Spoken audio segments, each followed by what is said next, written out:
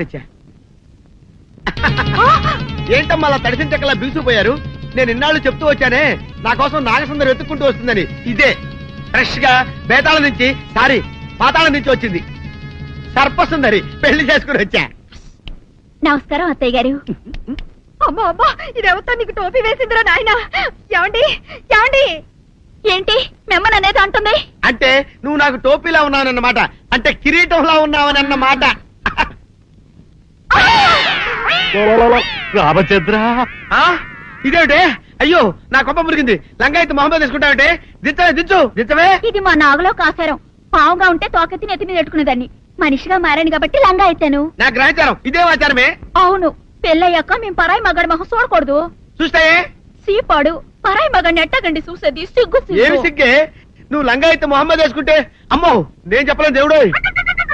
సిగ్గులేదా?